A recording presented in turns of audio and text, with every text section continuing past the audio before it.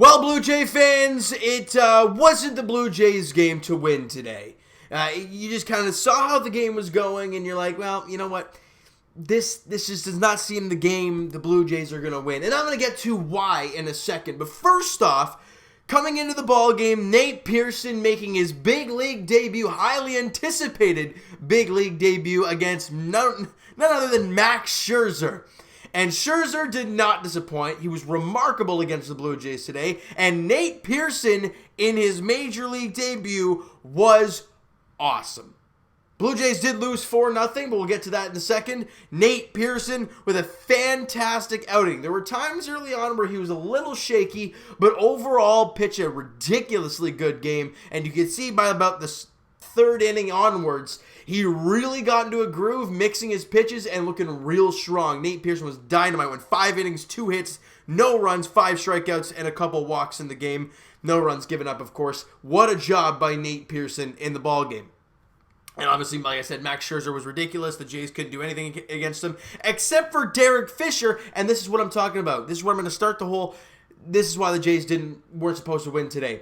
Derek Fisher, really the only big hit of the ball game for any team, except for the extra innings, but in the first 9 innings, he rips it. You know, so it was in the outside corner from Max Scherzer, and he drills it to the wall, and it goes right off the top of the wall, the corner of the wall, and comes back in for a double.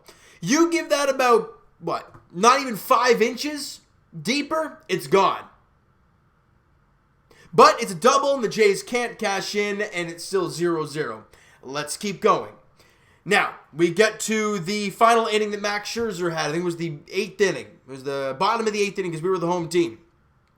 And Max Scherzer threw it away, and Anthony Alford moved to the third base, and we have runners on the corners now with 1 out for Teoscar Hernandez. And we're like, hey, this is okay. And he's getting beaten by Scherzer, and we're like, or no, was it Daniel Hudson who came in?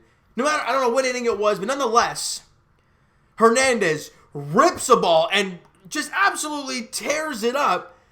But it's right at the shortstop, Trey Turner, who flips it to second, on to first, double play. Any other play would have been better. Even a strikeout wouldn't have been bad because you would have brought up Biggio, who had at least you'd have another chance. And he hit it real hard right at him. You know? And it's just the way it went. Then you go to extra innings. And the Jays, because of the way the bullpen is constructed right now, they only have Shin Yamaguchi. And I want to get to something in a little bit here, but I'm going to just go off of this inning first. So in extra innings, if you guys don't know, it starts off with a guy at second base and nobody out. You go from there. Well, Yamaguchi walks the first guy. Then walks the second guy. He walked the first 2, right? Or did he was an infield single? The bottom of the 10th inning. No, top of the 10th inning, excuse me. It was... So, yeah, he struck out Stevenson. Right? No, Stevenson walked, excuse me. It was just... Akiboom walked and Stevenson walked. There we go. I swear I'm blind now at this point. But nonetheless, the bases loaded, nobody out. Yamaguchi blew the game against Tampa. Right? And now you come up in this game, and yes, there's a guy at second, nobody out, but when you walk the bases loaded, what good's going to come out of it?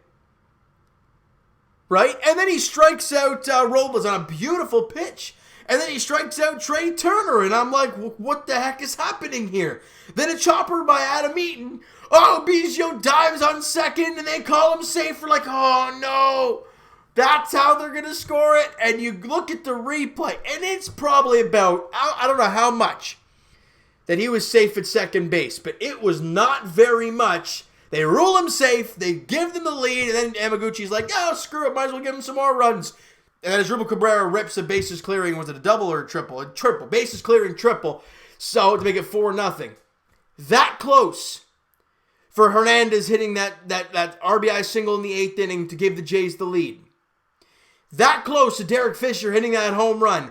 That close to getting that third out in the 10th inning.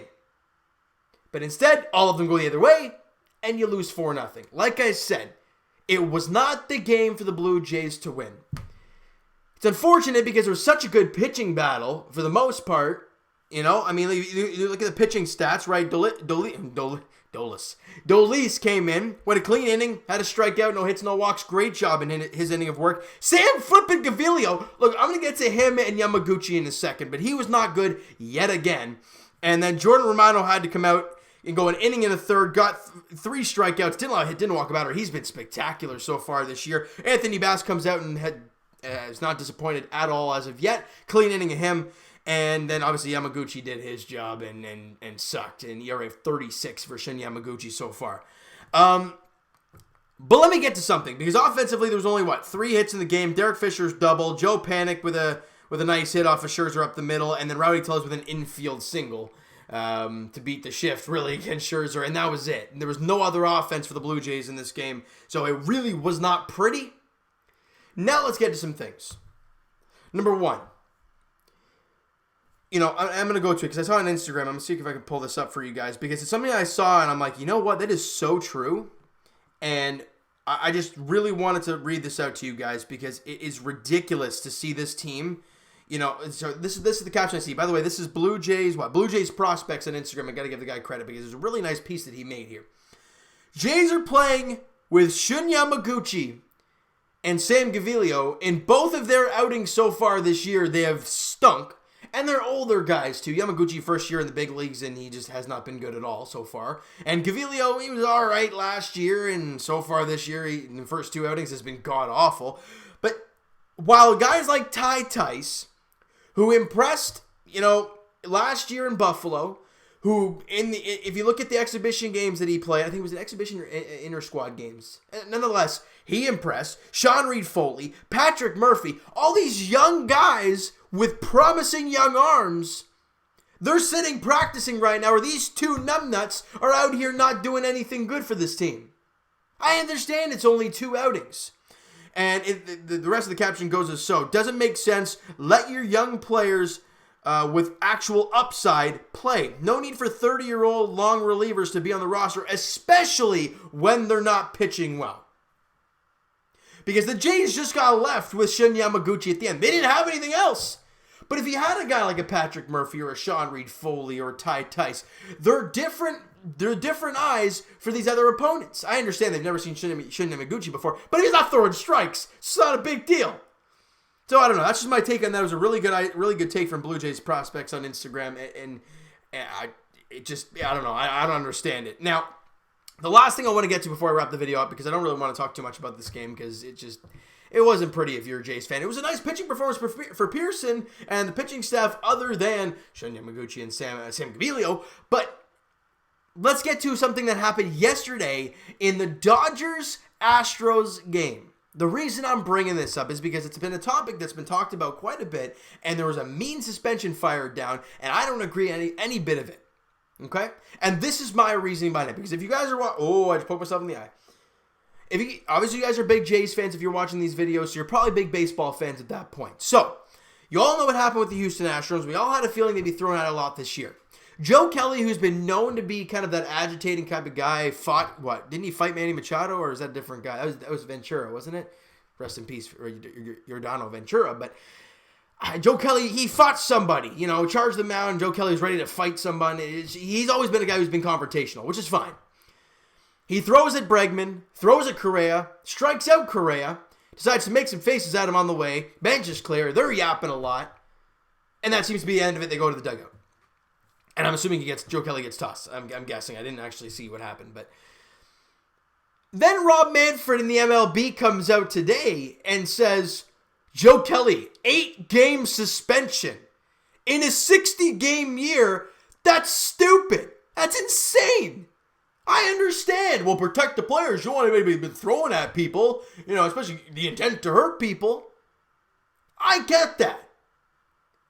But if you look at a hockey season, if you're hockey fans too, 82-game schedule, anytime somebody gets like a 3 or 4 game suspension, you're like, damn, that was intense. This guy got an 8-gamer. And I'm not mad about the suspension for the most part, but it's the way that Manfred has gone about these whole situations that is ridiculous. First off, he's done a terrible job with the Miami Marlins situation and the whole COVID thing and everything to do with it. He's done a terrible job. You look at hockey and you look at basketball right now, and they're sitting here, we don't have any COVID cases. We're sitting here in our bubble, playing our games, no problem. Meanwhile, these guys are going all crazy because of all these, Marlins players testing positive. Meanwhile, a team who cheats, full on, there's so much evidence to back this up, that they cheated in the World Series. What do they get? Literally nothing.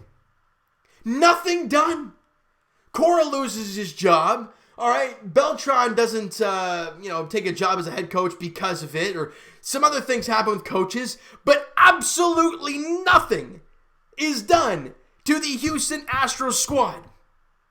No rings are taken away. There's no championship taken away. There's no suspensions laid down. There's nothing done to that team. But someone who is angry because they cheated in the World Series, so they're going to fire at these guys to teach them a damn lesson to not do that, or else someone's going to hurt you. Oh, and now we're going to suspend this guy for 8 games. It's a joke. So are you telling me, Rob Manfred and MLB, that it's okay to cheat, but you go to try to hurt somebody, you're done? It makes no sense. I back up Joe Kelly for what he did. I back up everybody who has done what they've done to the Houston Astros to this point. Rob Manfred and the MLB, wake the heck up. Because it's ridiculous watching this. And watching teams cheat clear as day and get nothing. We heard the Red Sox. Alex Cora lost a job in Boston because they cheated. What did they get? Nothing. It's a joke. Figure it out, MLB.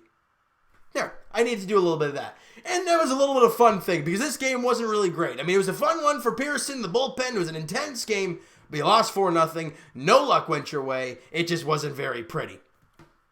So I wanted to give you guys that little take, and I want to hear your thoughts on that situation with the Dodgers and the Astros. What are your thoughts on the suspension drop down? What are your thoughts on them basically doing nothing to the Houston Astros? I want to hear your guys' takes. I understand it's a big situation that's kind of been, taken care of in the offseason and through COVID and whatnot, all that stuff. But with what happened yesterday and the suspension given out, it's a joke. And they give it to him for, what was it? The intent to hit and taunting?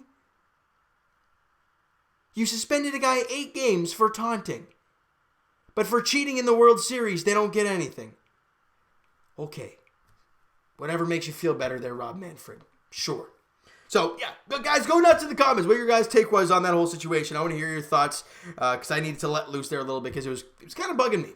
All right? Now, let's get to back to the Blue Jays, where tomorrow is the finale of the series against the Washington Nationals. If you're looking at it as a 2-game series, the Jays look to even up the series of 1 game apiece. But if you're looking at it as a broad 4-game stretch, the Jays look to win the series 3-1 and get back into that above 500 categories. Right now, 3-3 on the year. It says right here, Hyun-Jin Ryu's on the mound for the Blue Jays, and Eric Feed. You guys can let me know the pronunciation of his name in the comments below so I don't butcher that tomorrow. But I wanted to let you guys know that that game is at 4:05 tomorrow afternoon. It's not a night game, so that video will probably be uploaded normal time for you guys, normally after the game, I'm hoping. But nonetheless, the Jays, look, they've shown in every single game so far this year that they're in every single game. They're fighting in every single game. And a few of all 3 of their losses have been really tough losses. And it's a big credit to the bullpen. Now, the offense didn't get going today, but when you're facing a guy like Matt Scherzer, what do you expect to? So, I don't know. I want to hear your guys' take on this game. What are your thoughts on the pitching performance? Your thoughts on the whole, Shinya Maguchi-Sam Gaviglio dispute that I kind of had a little bit earlier? Guys, go nuts in the comments. I want to hear you guys' takes on a lot of things that I discussed in this video. All right, so that is going to do it for this one. If you enjoyed the video and did not enjoy the ending to this ball game, smack the like button to appreciate that. Hit the subscribe button if you guys have not already. Comment down below your thoughts on the game, your thoughts on the video, your thoughts on all the things that I've talked about to this point. All right, Twitter is down below for myself. Follow up, send me a DM, do all that great stuff. Also, the Instagram link is down below, so if you have not followed up there, please go do so. The link is in the description. And I will talk to you guys Leafs and Raptors edition tomorrow, as we'll be talking about the season, well, I guess for the Raptors, it's the season preview for the final 8 games of the regular season before they get into the playoffs. And as for the Leafs, I'm going to say the Leafs already. Raptors for their 8-game stretch. Leafs for their qualifying round playoff series against the Columbus Blue Jackets that gets going on Sunday night. And as for the Blue Jays, like I've mentioned, we will take on the Nationals in the finale of this 2-game series, if you're looking at it that way. Eric Fed. I'm butchering that totally. I might have got it right once in there, but I'm sorry if I got it wrong. Hyun-Jin Ryu on the mound for the Blue Jays. 4:05 first pitch at Nationals Park as the Blue Jays look to get back in the win column. Look, it's okay to lose a game, but it's what you bounce back with that shows how good of a team you really are. All right? So thank you guys so much for listening and watching. Hope you guys enjoyed the video. Talk to you guys then.